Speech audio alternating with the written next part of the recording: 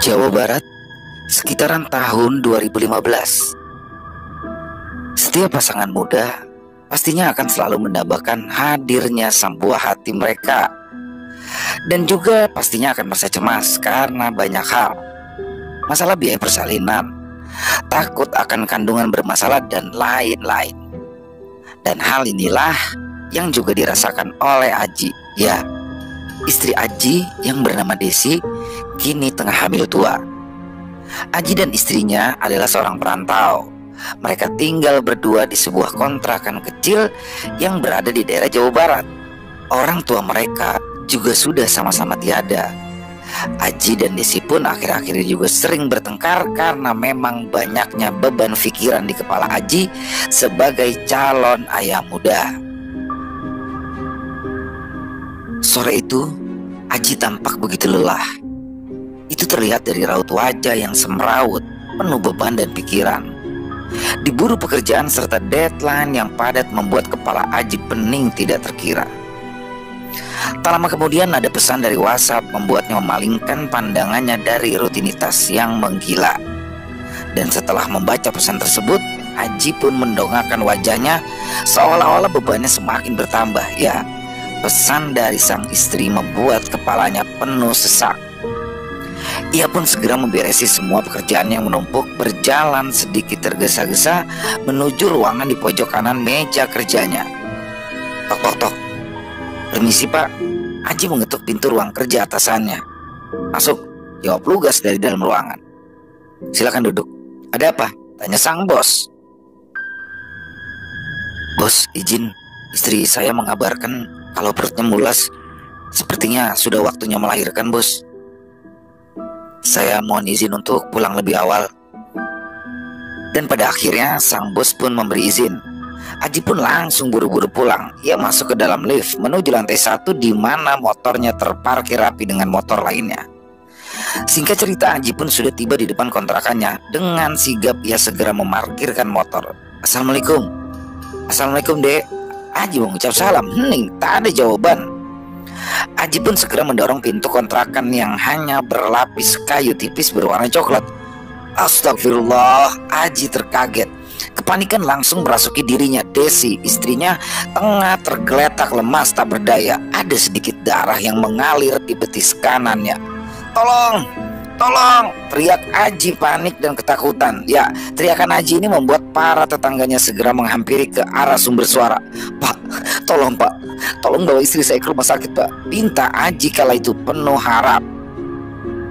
Wah, ini harus buru-buru dibawa ke rumah sakit. Ya mas, sebentar, saya cari mobil dulu.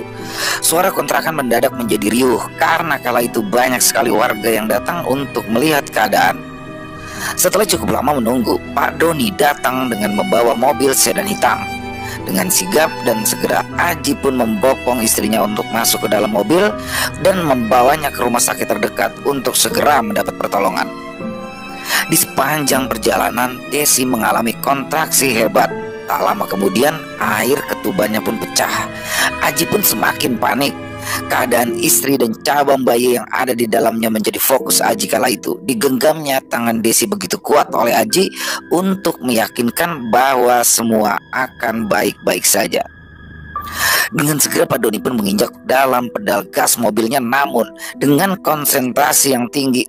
Sial, lampu merah menghambat laju kendaraannya. Terobos saja Pak, ini urusan nyawa, pinta Aji kepada Pak Doni selaku sang pengemudi. Baik-baik, jawab Pak Doni. Setelah sampai di perempatan terakhir, lampu sen kiri dinyalakan, tanda mobil akan berbelok. Ya, mobil ini terlihat menuju ke sebuah rumah sakit di salah satu kota di Jawa Barat. Rumah sakit daerah yang lumayan terkenal di sekitaran sini. Gaya arsitektur zaman dahulu dari rumah sakit ini begitu kental terlihat. Rumah sakit yang sepertinya sudah sangat lama didirikan. Mobil pun terparkir di halaman sebelah kiri. Dengan segera Aji membuka pintu lalu membopong istrinya untuk segera masuk dan mendapatkan pertolongan serta perawatan. Melihat itu, para suster yang sedang lewat pun segera menghampiri dan meminta petugas medis yang lain untuk membawa troli rumah sakit. Dan tak butuh waktu lama, troli pun datang. Desi segera dibaringkan, didorong dengan tergesa-gesa untuk menuju ke ruang persalinan. Sementara Pak Doni lah yang mengurus bagian pendataan dan administrasi di depan. Ruang persalinan kala itu cukup jauh jaraknya, berada di pojok bangunan dan harus melewati lorong-lorong yang panjang. Azan maghrib berkumandang ketika Aji sampai di ruang persalinan. Ia pun kala itu tidak diperbolehkan masuk oleh sang suster. Aji pun tak mau berdebat. Ia sudah pasrah dan mengalah demi keselamatan istri dan sang bayi yang berada di dalam kandungan. Aji terlihat gelisah, berjalan mondar-mandir tak tentu arah. Tiba-tiba suara langkah kaki terdengar terburu-buru dari sang dokter menuju ke ruang persalinan. Mata Aji pun langsung tertuju pada sang dokter yang baru saja datang tersebut. Ia segera menghampiri dan mengucapkan dengan nada yang lirih, "Dok, tolong selamatkan istri dan anak saya, dok," ucap Aji memelas sambil menatap penuh harap. "Akan saya lakukan semuanya sesuai dengan kemampuan saya, Pak. Bapak yang tenang ya, jangan lupa berdoa," jawab sang dokter dengan nada penuh keyakinan. Sang dokter pun segera masuk ke dalam ruangan dengan atribut lengkap untuk bagian melahirkan. Aji pun duduk di samping sebelah kanan ruang persalinan, penuh harap untuk keselamatan semua. Angin hangat menghembus pelan membelai wajahnya. Ada sentuhan kenyamanan yang ia rasakan. Entah, kini hati dan jiwanya terasa lebih tenang, seperti ada sesuatu yang tiba-tiba saja membuatnya kuat. Dan sekian lama menunggu, dari kejauhan terdengarlah langkah kaki yang berjalan menuju arah di mana Aji berada. Rupanya Pak Doni. Namun, berjarak beberapa meter dari tempat Aji kala itu terduduk, Pak Doni tiba-tiba berhenti. Ia menatap penuh tanda tanya. Pikirannya dipenuhi rasa penasaran. Siapa wanita yang bersama Aji? Apa saudaranya? Temannya atau siapa? Pak Doni pun bergelut dengan pikirannya sendiri selama sepersekian detik sebelum akhirnya Pak Doni pun kembali meneruskan langkahnya. Pak Doni, sambut Aji atas kedatangan Pak Doni. Tapi dalam sekejap mata, wanita yang tadi nampak menemani Aji tersebut tiba-tiba menghilang entah kemana. Mata Pak Doni pun menyapu setiap areal tempat ini, namun tak mendapat jawaban atas pertanyaan dan rasa penasarannya. Kemana wanita yang tadi terlihat menemani Mas Aji tersebut? Tidak etis rasanya menanyakan hal remeh demikian dalam situasi yang sangat genting ini. "Dari mana saja, Pak?" tanya Aji. Ini Mas, saya nggak nemu-nemu ruang persalinan ini. Saya itu sampai muter-muter, untung ada suster yang ngasih tahu," jawab Pak Doni. "Oh iya Pak, memang sedikit rumit jalannya dan lumayan jauh," balas Aji. "Terus gimana keadaan istrinya Mas?" tanya Pak Doni lagi. Belum ada kabar Pak," sambut Aji sambil menggelengkan kepala. Pak Doni dan Aji pun duduk penuh harap di samping ruangan. Dan setelah cukup lama menunggu, kabar yang dinanti pun tiba. "Yang mana suaminya?" tanya suster kala itu. "Saya Mbak," jawab Aji sambil berdiri. "Ayo silakan masuk Pak," pinta sang suster. Aji pun langsung terburu-buru masuk, diikuti dengan Pak Doni di belakangnya. Ia pun segera menghampiri di mana istrinya kala itu berada, Desi. Tampak lemas dan disangga beberapa botol infus di tangannya. "Bayinya di mana Sus?" tanya Aji. Ada di ruang inkubator Pak." "Ayo silakan," tunjuk sang suster. Sebenarnya usia kehamilan Desi masih kurang dari 9 bulan, mungkin sekitar 8 bulanan kala itu. Jadi sang bayi pun lahir dengan sedikit prematur. Itulah yang menyebabkan bayi tersebut harus masuk di dalam tabung inkubator tersebut. Aji pun langsung menangis terharu melihat hal tersebut. Tak terasa dan tak disangka kini ia telah menjadi seorang ayah. Momen yang sangat membahagiakan. Pak Doni pun terlihat tampak lega karena perjuangannya tidak sia-sia. Sang ibu dan bayi berhasil selamat. Sebagai seorang yang pernah beberapa kali mengalami hal ini, tentulah Pak Doni paham bagaimana rasa lega dan bahagianya seperti yang kini Aji rasakan. "Mas," ucap lemah Desi memanggil suaminya. "Ya Dek."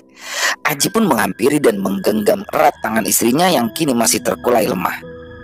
"Anak kita gimana Mas?" tanya Desi. "Sehat, alhamdulillah sehat Dek. Sekarang kita resmi menjadi orang tua untuk anak kita. Terima kasih ya. Terima kasih sudah mau berjuang bersama-sama selama ini," ucap haru Aji kepada istrinya.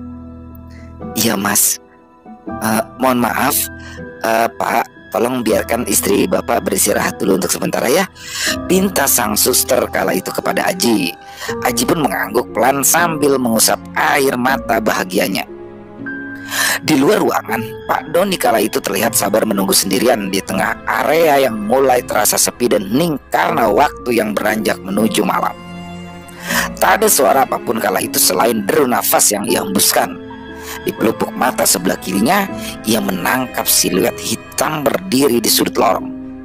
Sebenarnya di ruangan persalinan ini terpisah dari ruangan sebenarnya. Bisa dikatakan ruangan ini adalah ruang tambahan atau ruang darurat yang jarang sekali digunakan.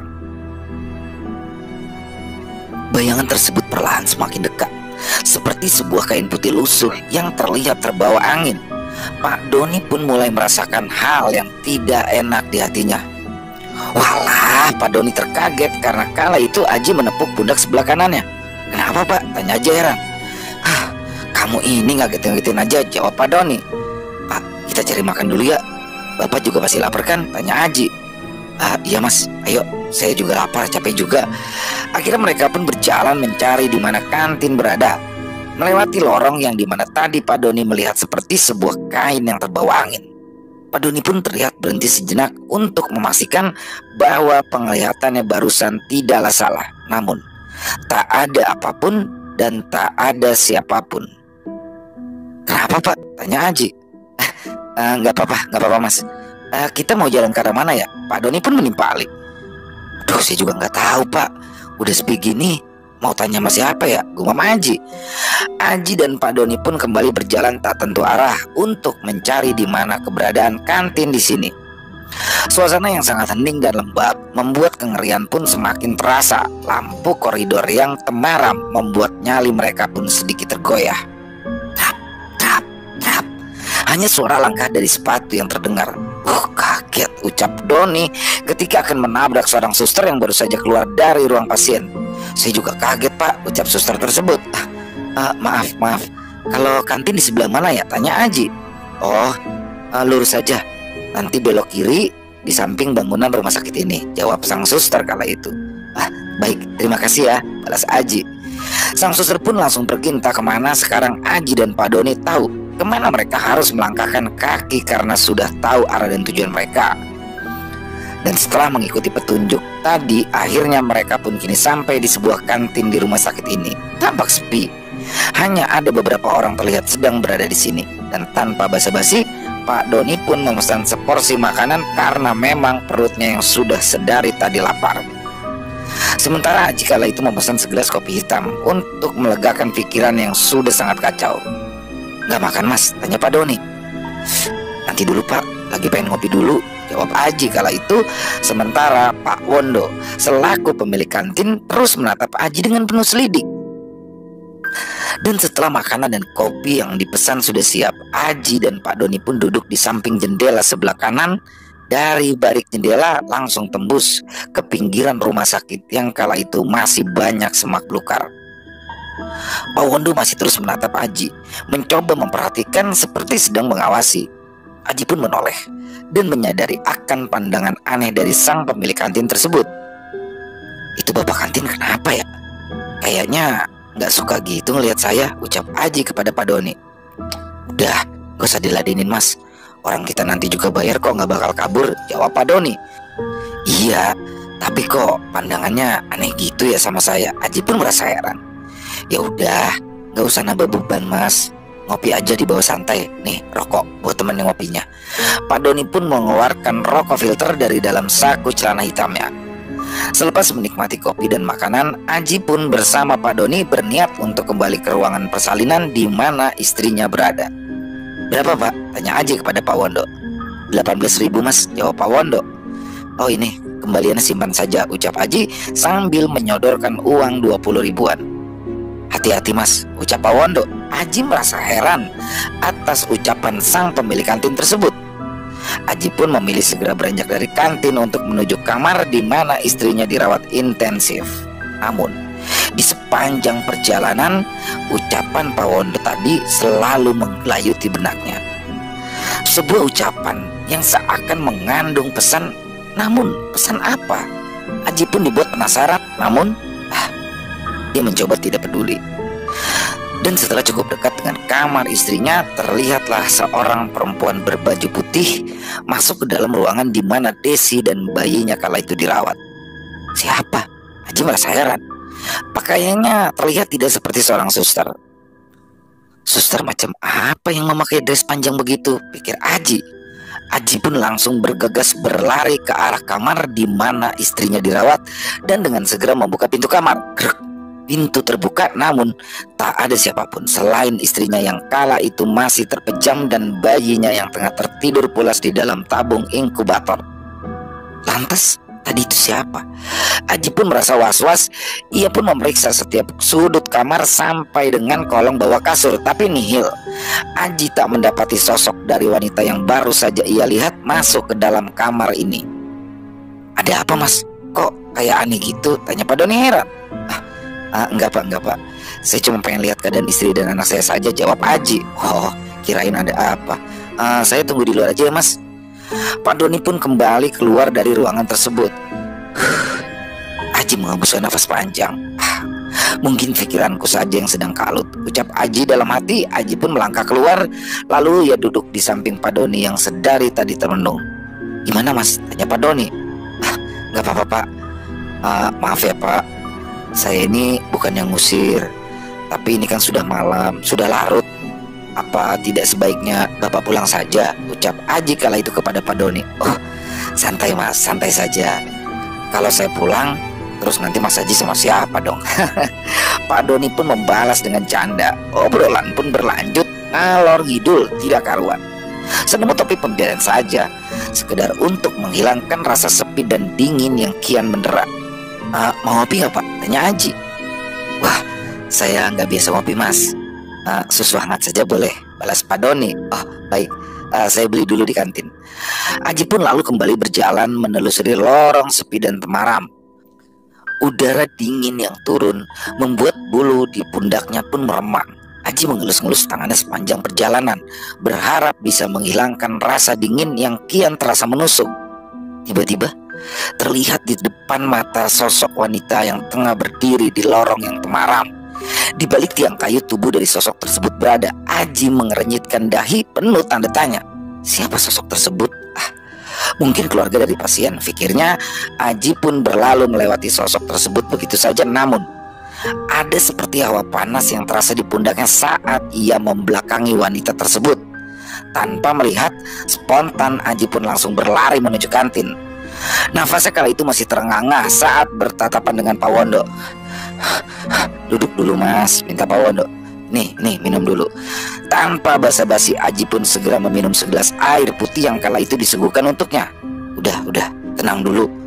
Pak Wondo seakan tahu apa yang barusan saja Aji alami. Terlihat suasana kantin yang sudah semakin sepi. Kala itu hanya ada Pak Wondo seorang, sementara istrinya tengah tertidur pulas sambil mendengkur dengan keras. Dia muncul ya? Tanya Pak Wondo. Dia siapa? Aji pun balik bertanya. Itu wanita yang pakai baju putih, balas Pak Wondo lagi. Wah, kenapa Bapak bisa tahu? Aji pun terheran. Nanti saja saya ceritainnya, tutur Pak Wondo. Kenapa Pak? Balas Aji lagi. Belum saatnya. Mau pesan apa Mas? Tanya Pak Wondo lagi. Kopi hitam sama susu hangat ya Pak, balas Aji. Aji terdiam mencoba menelaah semua yang telah terjadi. Nih sudah jadi Mas. Oh iya Pak, jawab Aji. Mau saya temenin gak? Usul Pak Wondo kepada Aji. Oh gak usah Pak, makasih. Sebenarnya di sini Aji ragu. Ya sudah, hati-hati, jangan lupa baca doa ya. Dan sepertinya Mas ini akan lama di sini, ucap Pak Wondo yang makin membuat pikiran Aji tidak karuan. Dengan ragu, Aji pun melangkah meninggalkan kantin, sementara Pak Wondo tampak terus mengawasi. Aji berjalan tergesa-gesa, matanya melirik ke segala arah, memastikan tak akan ada hal aneh di sekitarannya. Dan setelah cukup lama berjalan, akhirnya terlihatlah Pak Doni yang kala itu masih duduk termenung. Segera ia menghampiri untuk melegakan suasana. Pak, ini susu hangatnya. Aji pun menyodorkan satu gelas susu kepada Pak Doni, namun kala itu ia hanya diam. Pak, tanya Aji. Pak Doni masih diam seribu bahasa. Aneh, pikirnya. Dan kala itu Pak Doni nampak pucat, bibirnya memutih seperti kekurangan darah. Dengan rasa aneh dan enggan, sebenarnya Aji memaksakan untuk duduk di samping Pak Doni yang masih terdiam. Terlihat sangat kaku, tanpa ekspresi dan gerakan. Kok lama-lama ngeri ya, batin Aji merasakan aura dan suasana yang sangat berbeda di samping Pak Doni. Tak ada yang Aji bisa lakukan kala itu, atau membicarakan karena Pak Doni yang hanya diam membatu. Aji pun ikut termenung dalam derap sunyinya malam. Hanya suara serangga yang kini terdengar di telinganya. Trap, trap, trap. Suara langkah kaki membuyarkan lamunan Aji. Aji termangu heran. Pak Doni. Tapi tunggu dulu. Bukannya tadi Pak Doni ada di sampingnya sedari tadi? Pak, dari mana? Tanya Aji heran. Dari kamar mandi mas, buang hajat, mules karena makan tadi. Masnya udah dari tadi ya di sini? Tanya Pak Doni kepada Aji. Aji pun kaget. Tadi bukannya bapak ada di samping saya? Kan saya baru dari toilet. Nah pas mas jalan ke kantin itu, saya juga langsung buru-buru tuh ke toilet, soalnya mules banget. Ini baru pulang. Pak Doni menjelaskan sambil duduk di samping Aji. Mendengarkan penjelasan tersebut, Aji pun hanya terdiam, tak bisa berkata apa-apa. Memangnya ada apa mas? Tanya Pak Doni. Enggak apa-apa pak, jawab Aji lagi sambil berbohong. Dengan segera Aji pun menyeruput kopi yang sudah ia bawa sedari tadi. Sudah dingin rupanya begitu kopi masuk ke dalam mulut. Rokok pak? Aji menawarkan kepada Pak Doni. Iya mas, saya juga ada. Baik Aji maupun Pak Doni tak ada yang tertidur semalaman ini. Mereka terus terjaga dengan obrolan dan asap rokok yang terus mengepuli udara. Azan subuh mengagetkan mereka berdua. Udah subuh aja pak. Iya mas, gak kerasa ya, jawab Pak Doni. Sebentar pak, saya mau lihat keadaan istri dan anak saya dulu, terang Aji kada itu kepada Pak Doni. Oh iya silakan mas. Aji pun lalu masuk ke dalam ruangan dan mendapati istri serta anaknya masih terpejam. Mungkin sedang istirahat, pikir Aji dalam hati. Aji pun kembali keluar kamar. Ayo pak kita sarapan dulu, ajak Aji kepada Pak Doni. Ya boleh, saya juga udah mulai lapar lagi nih. Setibanya di kantin, kala itu Aji pun melihat Pak Wondo tengah tertidur. Ini istri dari Pak Wondo lah yang bergantian berjaga. Aji dan Pak Doni pun langsung memesan makanan yang sepertinya baru saja matang itu. Wah, kebetulan dapat yang hangat-hangat, ucap Pak Doni. Pagi pun menjelang, Pak Doni pun izin untuk pulang karena ada kesibukan juga yang harus ia kerjakan. Aji pun sangat berterima kasih atas segala bantuan dan waktu yang telah Pak Doni lakukan untuk Aji dan keluarga kecilnya. Dan kini Aji pun tengah berada di dalam ruangan di mana istrinya dirawat. Ia terus menunggui dan mengelus-ngelus rambut dari istrinya tersebut. Perlahan jari Desi terlihat mulai bergerak, tanda ia sudah bangun. Mas Aji, kata yang Desi ucapkan ketika ia melihat suaminya tersebut. Ya dek, mas ada di sini. Makasih ya mas, sudah mau nemenin aku, ucap pelan Desi. Tak terasa Aji pun menitikkan air matanya. Mas, yang harusnya berterima kasih karena kamu sudah berusaha untuk anak kita, untuk dirimu dan untuk aku juga. Terima kasih ya. Aji pun tak mampu menahan derai air mata bahagianya. Ia segera memeluk erat istrinya tersebut. Selang beberapa lama, dokter pun datang untuk memeriksa. Aji sedikit mundur untuk memberikan ruangan kepada dokter untuk mengecek kondisi istrinya tersebut. Bagaimana dok? Tanya Aji. Maaf, tapi sepertinya istri Anda harus dirawat dulu di sini selama beberapa hari ke depan untuk memulihkan kondisi tubuhnya. Dokter itu menjelaskan. Jadi belum bisa pulang sekarang ya dok? Tanya Aji. Oh belum pak. Mungkin baru bisa pulang beberapa hari ke depan lah ya. Bayi Anda pun demikian. Jadi istri dan bayi Anda harus mendapatkan perawatan semaksimal mungkin untuk menjaga kondisi tubuhnya. Nanti saya akan panggil suster ya untuk kesini untuk memenuhi segala apa yang dibutuhkan. Saya pamit dulu ya pak, ucap tegas dokter tersebut. Dan setelah mendapat kabar tersebut, Aji pun langsung menghubungi temannya yang bernama Ferdi. Aji meminta tolong untuk dibuatkan surat izin karena dalam beberapa hari ke depan Aji tidak bisa masuk kerja seperti biasa dikarenakan sedang menemani dan menjaga istrinya. Walaupun memang Ferdi ini orangnya kadang brengsek, tapi ya hanya dia yang bisa Aji andalkan saat ini. Matahari telah tinggi. Cuaca pun kian terik saat Aji hendak bergegas untuk pulang ke kontrakannya, sekedar untuk mengganti baju, mengambil kebutuhan serta perlengkapan lainnya yang memang dibutuhkan. Aji pun berpamitan kepada Desi untuk pulang sementara mengambil semua kebutuhan dirinya dan untuk keluarga kecilnya. Dari rumah sakit, Aji harus menaiki angkot yang lumayan jauh perjalanannya untuk bisa sampai di mana ia tinggal. Dan ketika waktu sudah menunjukkan jam 2 siang, Aji pun sudah kembali lagi ke rumah sakit. Segera ia menuju ruangan di mana tempat istrinya berada. Tak banyak memang yang ia bawa. Hanyalah ransel seukuran sedang, tempat ia membawa semua perlengkapan. Dan setelah cukup lama masuk ke dalam ruangan, Aji pun diserang rasa kantuk yang luar biasa.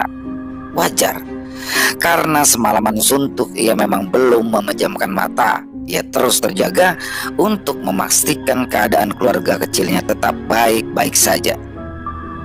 Aji pun tertidur di lantai di pojok sebelah kanan, tepat di mana Desi dirawat di atas kasur rumah sakit. Aji kala itu tertidur hanya dengan beralaskan lengan karena rasa kantuk yang begitu dalam. Jam 17.50, Aji pun dikagetkan dengan suara dering dari handphone yang ia letakkan di samping kanannya. Rupanya ada panggilan masuk dari Pak Doni. Pak Doni mengabarkan jika malam ini ia tak bisa menemani Aji di rumah sakit karena ada pekerjaan yang belum terselesaikan. Oh iya pak, nggak apa-apa, terima kasih, ucap Aji mengakhiri panggilan telepon.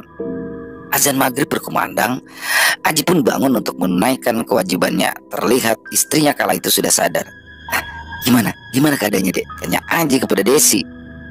Alhamdulillah sudah enakan mas, jawab Desi pelan. Ya sudah, mas izin sholat dulu ya. Aji pun berjalan keluar untuk mencari musola. Di musola kala itu Aji bertemu dengan Pak Wondo. Selepas sholat, Pak Wondo dan Aji pun saling mengobrol sambil menunggu waktu isya. Mas, ketemu lagi, ucap Pak Wondo ketika bertemu dengan Aji. Bapak, apa kabar? Alhamdulillah baik, jawab Pak Wondo. Gimana keadaan istrinya mas? Anda benar pak, ternyata saya memang harus menginap di sini selama beberapa hari ke depan, ucap Aji. Mungkin sudah jadi takdirnya aja mas. Tapi saya pesan ya sama kamu, kamu harus tetap tersadar. Kuatkan iman. Jangan banyak melamun saat berada di sekitaran ruangan itu. Pak Wondo pun menimpali. Ruangan mana ya pak? Tanya Aji.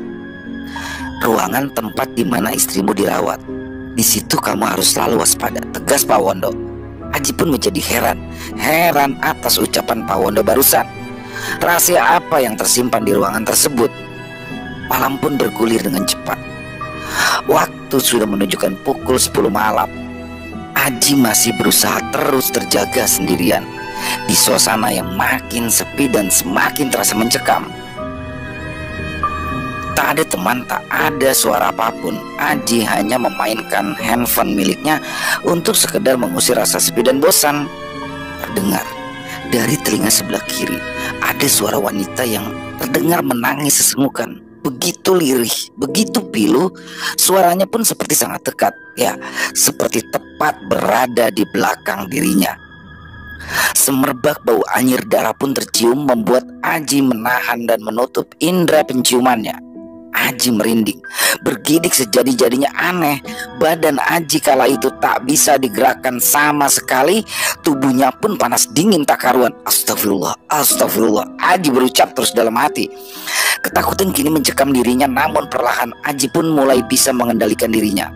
Aji pun mencoba berjalan untuk sekedar menjauh dari tempat tersebut. Dengan menyeret kaki kanannya, Aji memaksakan berjalan dengan pincang. Entah kenapa, kaki kanannya terasa begitu berat, kram dan kesemutan. Di depan mata, di samping kanan Aji kala itu, ia melihat ada suster yang berjaga malam yang sedang berjalan menuju ke arahnya. Namun aneh, suster tersebut justru berlari ketika melihat Aji terlihat berjalan dengan pincang. Mungkin dipikir Aji ini sosok hantu sehingga membuat suster tersebut lari ketakutan. Sial, saya mau minta tolong malah dia yang lari, gerutu Aji kala itu. Aji pun kembali berjalan dengan terus menyeret kaki kanannya di tengah suasana yang sudah sangat sepi.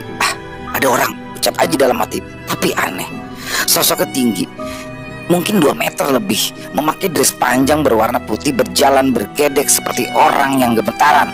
Semakin lama semakin dekat, semakin terlihat wujudnya. Astagfirullah. Aji tercekat, tak mampu berkata-kata ketika melihat wujud sosok tersebut. Bagaimana tidak, sosok tersebut begitu tinggi dengan wajah yang berlumuran darah, pipi kirinya berlubang, jari jemarinya kurus kering dengan berkuku hitam panjang. Sementara di bagian bawah perutnya darah segar terus mengalir, merembes dengan deras. Ia pun terus bergerak mendekati Aji. Plak! Aji pun pingsan, tak sanggup menahan ketakutan dan kengerian, dan setelah itu dia sudah tidak tahu lagi apa yang terjadi selanjutnya. Pak Ilham selaku security melihat ada hal yang aneh. Siapa yang tiduran di tengah lorong begitu, pikir Pak Ilham. Pak Ilham memang merasa ngeri sebenarnya, ada rasa takut di dalam dirinya, namun tugas dan kewajibannya adalah memeriksa keadaan dan keamanan rumah sakit ini. Dengan rasa ragu, Pak Ilham pun mendekat dengan perlahan ke arah tubuh Aji yang kala itu tergeletak pingsan. Pak Ilham mencoba mendekat perlahan, berjalan sambil setengah menunduk untuk memastikan siapa gerangan. Alhamdulillah, manusia rupanya. Tapi siapa? Kenapa bisa tidur di tempat seperti ini, pikir Pak Ilham. Mas. Pak Ilham menoel tubuh Aji dengan tongkat security yang ia bawa. Mas, bangun mas. Pak Ilham terus menoel tubuh Aji sampai 3 kali dan akhirnya Aji pun tersadar. Melihat gelagat Aji yang tidak seperti orang yang tertidur, Pak Satpam pun paham. Setelah cukup sadar, Aji pun dipapas jalan Pak Ilham menuju kantin untuk menenangkan diri. Setibanya di kantin, Aji pun disambut oleh Pak Wondo. Ia pun segera didudukkan bersandar dinding. Pak Wondo lalu memberikan segelas air putih untuk Aji. Dengan segera Aji pun meminum habis air putih tersebut. Setelah keadaan baik, Aji pun mulai menceritakan apa saja yang baru ia alami. Mendengarkan semua cerita Aji tersebut, Pak Wondo dan Pak Ilham pun justru tertawa. Kalau saya mah sudah biasa mas, ucap Pak Ilham kala itu kepada Aji. Itu sosok apa sih Pak? Tanya Aji. Pak Ilham tidak bisa menjawab, sementara Pak Wondo hanya tersenyum kecil mendengar pertanyaan Aji. Sudah, Pak Wondo menengahi. Saya bikinin kopi dulu untuk kalian. Gratis, ucap Pak Wondo. Ada gerangan apa ini? Tanya Pak Ilham. Gak apa-apa Ham. Tapi nanti kamu tolong anterin mas ini balik ke kamar istrinya ya. Oke siap.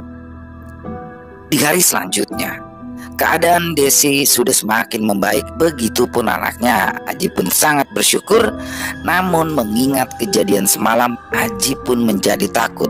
Was-was, ia merasa ngeri.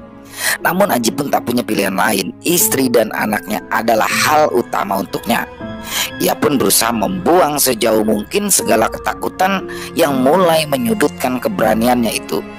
Namun, masih ada beberapa hari lagi sampai semua ini berakhir. Aji pun sedang berada di dalam angkot untuk menuju kembali ke kontrakan sederhananya. Ya, Aji memang berniat untuk pulang terlebih dahulu, sekedar untuk mengecek keadaan rumah kontrakan dan mengambil beberapa barang yang dia rasa diperlukan nantinya. Kebetulan hari ini adalah hari Sabtu. Aji pun meminta Ferdi untuk menemaninya nanti malam berjaga di rumah sakit. Dan Ferdi pun setuju, toh besok juga libur kantornya. Selepas isya, Ferdi pun datang dengan menggunakan mobil sedannya yang berwarna putih. Butuh perjuangan untuk sampai ke sini karena Ferdi bukanlah asli orang daerah sini. Ferdi adalah karyawan mutasi dari kota lain yang masih satu provinsi. Ia baru dipindahkan selama beberapa bulan belakangan. Ji, di mana? Saya udah di depan nih. Ferdi kala itu menelpon Aji. Oh, iya tunggu, nanti saya yang ke situ, jawab Aji lalu ia menutup teleponnya. Aji pun bertemu dengan Ferdi di lobi depan dan langsung mengajaknya masuk dan berjalan menuju ruangan di mana Desi dirawat. Rumah sakitnya antik juga ya Ji, gayanya jadul banget nih, ucap Ferdi sambil berjalan. Ya, ini memang rumah sakit lama, jadi ya begini deh, balas Aji. Dan setelah cukup lama melewati lorong dan ruangan pasien lain, mereka pun sampai. Jauh banget sih ruangan istrimu Ji, ungkap Ferdi. Iya, soalnya rumah sakit ini lagi penuh, jadi sekarang pakai ruang tambahan deh. Mereka pun lalu duduk di depan ruang persalinan di atas sebuah bangku besi. Masih sore gini udah sepi, gumam Ferdi. Makanya saya nyuruh kamu nemenin. Ya begini sepi, jawab Aji atas gumaman Ferdi. Rokokan dulu lah. Aji pun lalu mengeluarkan rokok mil dari saku celananya. Berkat kehadiran Ferdi, Aji pun menjadi sedikit lega. Oh, dia tidak akan sendirian lagi malam ini, karena akan ada teman yang bisa diajak bicara dan mengusir sepi suasana khas rumah sakit antik ini. Hingga tak terasa, malam pun semakin larut, bergulir dengan pasti tanpa mereka berdua sadari. Waktu pun menunjukkan jam 10:30 malam. Fer, aku masuk dulu ya, mau lihat keadaan istri. Oke bro. Aji pun masuk ke dalam lalu memeriksa keadaan istrinya yang nampak sudah tertidur dengan lelap. Sebenarnya memang setiap beberapa menit sekali Aji pun kerap menengok keadaan istrinya untuk memastikan semuanya tetap baik-baik saja. Aji pun masuk ke ruangan dan menuju ke arah Desi yang sedang tertidur. Aji menggenggam tangan Desi seolah tengah menguatkan istrinya tersebut. Setelah cukup lama, Aji pun menoleh ke arah di mana bayinya berada. Tapi siapa itu? Siapa dia? Pikir Aji, karena kala itu ia melihat ada wanita yang sedang membelakangi dirinya. Dia seperti sedang melihat dan memperhatikan bayi Aji yang kala itu masih berada di tabung inkubator. Perasaan tadi aku sudah tutup pintunya dan gak ada suara pintu kebuka juga, tapi sudah ada orang di sini.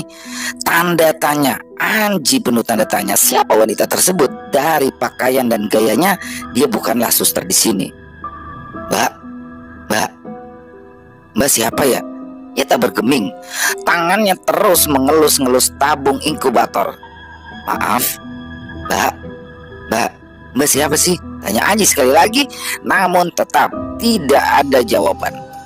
Merasa ada yang janggal, Aji pun lalu mendekat perlahan. Ketika tangan kanannya berada di pundak wanita tersebut, ia masih tetap diam. Seketika wanita tersebut menoleh persis di hadapan wajah Aji dengan mukanya yang sudah rusak terbakar, pipi yang bolong, serta mata yang menggantung hampir jatuh. Sebisa mungkin Aji menahan teriakannya agar tak membangunkan istri serta anaknya. Aji membekap mulutnya sendiri sebisa mungkin, menahan suara hingga terdengar hanya suara yang tertahan seperti orang yang mengejar. Aji berpaling segera berlari menuju pintu. Ketika berada di depan, Aji pun tak melihat keberadaan Ferdi. Di mana Ferdi? Tanpa berpikir panjang lagi, Aji pun kembali berlari ke arah kantin. Paling tidak di situ banyak orang yang bisa membuat sedikit aman. Begitu sampai di kantin, Aji pun langsung mencari keberadaan Pak Wondo. Terlihatlah kala itu Pak Wondo yang sedang mencuci piring bekas makan. Melihat Aji, Pak Wondo pun memberhentikan aktivitasnya. Ada apa mas? Tanya Pak Wondo. Aji tak membalas, nafasnya masih ngos-ngosan tak karuan. Kemudian seperti biasa, Pak Wondo pun menuangkan air putih. Ini, minum dulu. Aji pun segera meminum air tersebut. Setelah cukup lama, Aji pun mulai bercerita perihal apa yang ia lihat dan ia alami tadi. Aji pun bercerita dengan suara yang pelan, nyaris seperti berbisik. Iya, saya paham kok, jawab Pak Wondo setelah mendengarkan semua cerita Aji. Pak, terus saya harus gimana Pak? Tanya Aji. Nanti akan saya ceritakan. Tapi kalau sudah sepi ya, sekarang masnya sementara di sini saja dulu, istirahat, pinta Pak Wondo kepada Aji. Cukup lama untuk menunggu kantin ini benar-benar sepi. Hingga pada jam 11 malam barulah kantin sudah sepi, ditinggal para pelanggannya. Aji dan Pak Wondo pun duduk di balik etalase kaca di mana Pak Wondo memajang dagangannya. Duduk terpisah di atas kursi plastik, namun beriringan dan berhadap-hadapan. Gini mas, sebenarnya ruangan tempat di mana istri mas itu sudah lama gak dipakai. Dipakai pun kalau ada keadaan darurat saja, kayak sekarang ini. Nah, terakhir kali dipakai itu kurang lebih 6 bulan yang lalu ya. Dan terakhir kali dipakai itu persalinannya Dewi siapa pak? Tanya Aji. Saya juga kurang tahu, tapi kata perawat yang menanganinya sih Dewi itu sudah dibuang oleh keluarganya. Terus kenapa bisa ada di sini pak? Tanya Aji kembali. Ya begini ceritanya. 6 bulan yang lalu, kala itu hujan deras melanda daerah sini. Suara petir begitu mengerikan di luar. Nah, saya kala itu tengah sibuk melayani para langganan yang berada di kantin. Tolong pak, tolong. Suara tukang beca yang berada di luar. Melihat hal tersebut, Pak Ilham selaku security pun datang mendekat dan mencari tahu ada apa gerangan. Rupanya saat itu si tukang beca tersebut membawa seorang perempuan yang terlihat sekarat di dalam becanya. Namanya Dewi. Darah segar terlihat begitu deras mengalir di selangkangannya. Tampaknya Dewi mengalami kontraksi luar biasa. Mungkin air ketubannya sudah pecah. Dengan segera wanita malang ini langsung dibawa ke ruang persalinan tepat di mana sekarang istri Mas berada. Sebisa mungkin tuh melakukan pertolongan hingga akhirnya sang bayi bisa keluar dengan selamat. Namun malang dengan si Dewi. Nyawanya tak bisa tertolong. Mungkin takdir sudah berkata lain. Dewi meninggal dengan darah yang masih keluar terus membasahi kakinya. Si tukang beca pun dipanggil tuh untuk menanyakan siapa keluarga dari jenazah Dewi tersebut, dan tukang beca itu pun tidak tahu keluarga dari wanita tersebut. Jadi tukang beca ini ternyata menemukan Dewi tengah kesakitan di samping jembatan di mana si tukang beca kala itu sedang lewat. Dan dengan segera si bapak beca pun ini membawa Dewi ke rumah sakit ini. Nah, karena meninggal pada malam hari, jenazah Dewi pun akhirnya diinapkan nih selama semalam dan baru dikebumikan di keesokan harinya, sementara bayinya pun sehat. Beberapa hari setelah kematian Dewi, suasana di ruang tersebut beda, lebih panas dari biasanya hawanya. Nah, itulah yang Pak Ilham rasakan ketika ia berkeliling untuk memastikan keamanan. Dan ketika masuk ke dalam ruangan tersebut, Pak Ilham itu melihat sosok hantu Dewi tengah berada di pojokan ruangan. Pak Ilham kala itu langsung berlari tuh ketakutan, dan semakin lama teror Dewi semakin menjadi-jadi. Ia selalu menampakkan dirinya pada dokter atau suster yang membantu persalinan dan selalu menghantui ruangan di mana ia meninggal dulu.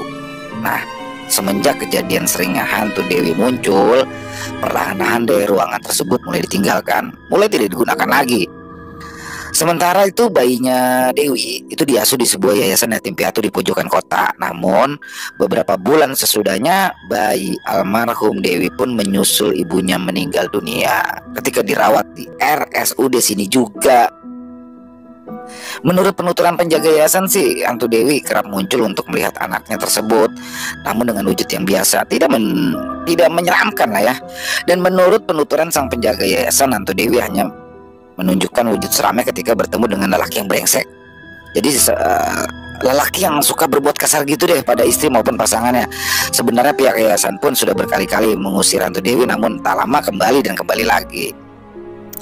Sudah, kamu kembali ke alammu, biar di sini saya mengurus anakmu. Begitulah ucapan orang-orang sini dulu. Namun Dewi ini seperti tidak menggubris. Ia terus saja datang sampai akhirnya membuat sang penjaga lelah dan pasrah. Atau dia juga tidak mengganggu, hanya ingin menemui anaknya saja, walaupun di dunia yang berbeda. Namun setelah kematian anaknya, hantu Dewi pun menjadi galak. Ia seperti mengamuk, tidak terima ya atas kematian anaknya tersebut, sering mengganggu anak-anak di panti dan para penjaga, hingga akhirnya orang yang disebut Abah turun tangan nih untuk mengusir hantu Dewi. Abah ini memagari yayasan dengan pagar gaib agar hantu Dewi tak bisa lagi masuk. Hingga akhirnya hantu Dewi pun tetap menghuni ruang persalinan di mana tempat istri Mas sekarang dirawat. Air mata Aji pun menetes. Ia ingat atas kesalahan yang sering ia lakukan kepada Desi. Ia sering meninggalkan Desi, menyakiti Desi dan membuat hati Desi sakit hingga menitikkan air mata akibat perlakuannya. Sudah Mas, lepasin aja semua kesedihannya. Sekarang si Masnya minta maaf sama istrinya ya. Pak Wondo pun memberikan saran. Iya Pak, baik Pak, saya akan minta maaf sama istri saya. Saya minta tolong Bapak temenin saya. Saya masih takut Pak kalau nanti ketemu hantu Dewi lagi, pinta Aji kala itu. Baik. Sebentar ya, saya bangunkan istri saya dulu. Pak Wondo pun membangunkan istrinya dan menyuruhnya untuk menggantikan sementara menjaga kantin. Lalu Aji dan Pak Wondo pun berjalan menelusuri lorong temaram yang membuat ngeri. Cukup lama berjalan hingga akhirnya mereka pun tiba. Sesampainya di ruangan di mana istrinya berada, Aji pun langsung memeluk tubuh Desi yang tengah terbaring. Pak Wondo terharu melihat hal tersebut. Desi pun terbangun dan menanyakan ada apa gerangan sehingga membuat Aji bertingkah seperti ini. Setelah Aji bercerita, Desi pun akhirnya memaafkan semua tindakan dan perbuatan yang sudah pernah Aji lakukan kepada dirinya. Pak Wondo pun izin pamit untuk kembali menjaga kantinnya. Suasana di dalam ruangan persalinan itu menjadi haru dibuatnya hingga malam semakin bergulir dan mengingatkan Aji akan di mana keberadaan temannya si Ferdi. Ferdi kemana? Nomor handphonenya nggak aktif. Dan dia pun tidak jelas di mana keberadaannya. Setelah menangis tadi, perasaan Aji pun mulai lega. Setelah beberapa hari menahan rasa kantuk, akhirnya Aji pun tertidur di bawah ranjang istrinya yang masih dirawat. Jam 3 pagi, di tengah antara sadar dan tidak, Aji merasakan belayan halus di rambutnya, seperti ada tangan yang lembut yang sedang membelai kepalanya. Karena tak kuat menahan kantuk, Aji pun memilih untuk tidak memikirkannya. Ia pun kembali tertidur dalam sunyinya malam.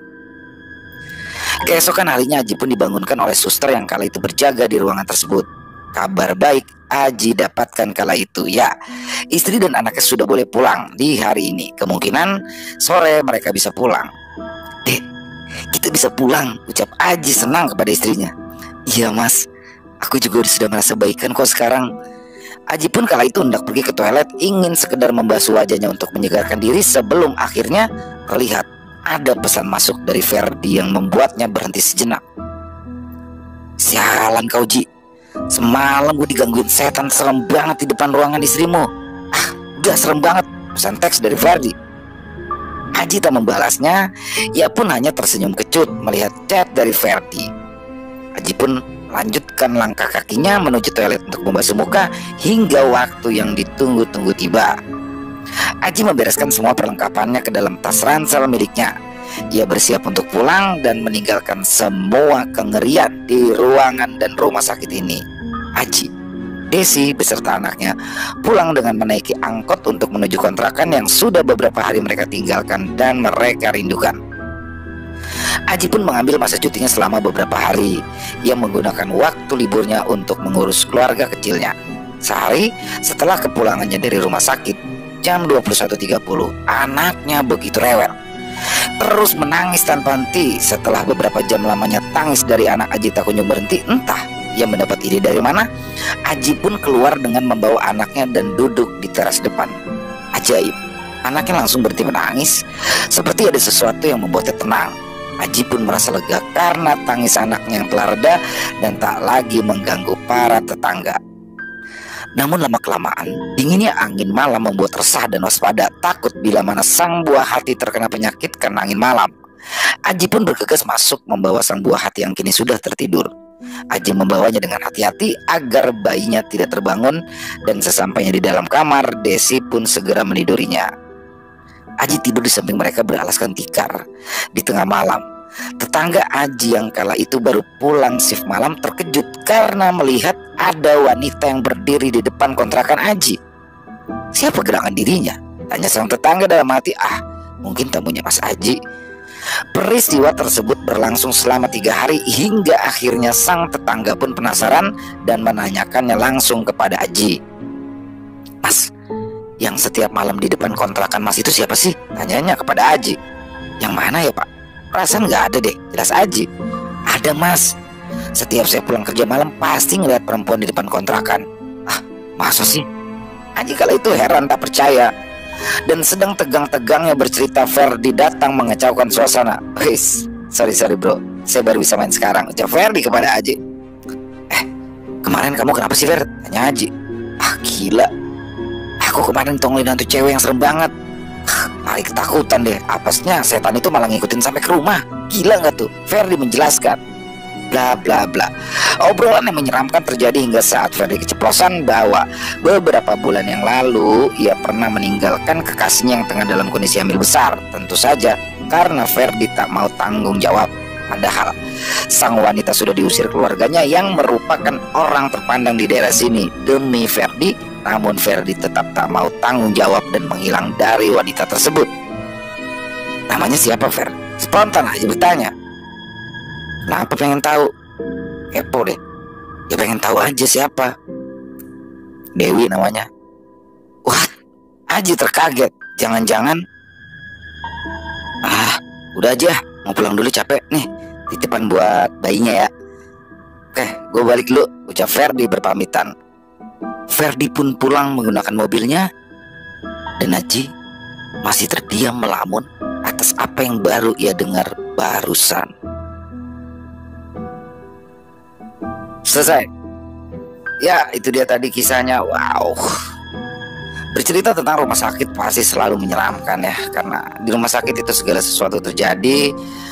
Dan saya pribadi suka nih kisah yang di akhirnya tuh plot twist. Ini bisa dibilang plot twist juga ya di akhir, endingnya plot twist dan misteri gitu. Akhirnya itu misteri, itu saya suka. Tapi mungkin ada beberapa teman-teman yang kurang suka ya dengan endingnya seperti ini. Tapi saya pribadi suka, dan semoga teman-teman juga bisa terhibur atas kisahnya. Dan banyak sekali hikmah yang bisa kita ambil di sini, terutama untuk para lelaki ya, para suami ya, untuk bisa menjaga sikapnya kepada istri. Terutama jangan main tangan ya. Jadi semarah-marahnya sama istri itu jangan sampai kita meletakkan tangan kita ke istri. Jadi ditahan sebisa mungkin. Ini pesan khusus para suami, dan istrinya pun juga sama, harus bisa juga menjaga perasaan suami, saling menjaga ya, saling menjaga. Intinya dari kisah tadi banyak sekali pelajaran yang bisa kita ambil, dan yang buruk-buruknya dibuang aja ya. Buat yang punya komentar lain silahkan bisa tulis di kolom komentar. Buat yang suka bisa diklik tombol jempolnya, tombol like-nya, dan buat yang belum subscribe, yuk diklik tombol subscribe-nya.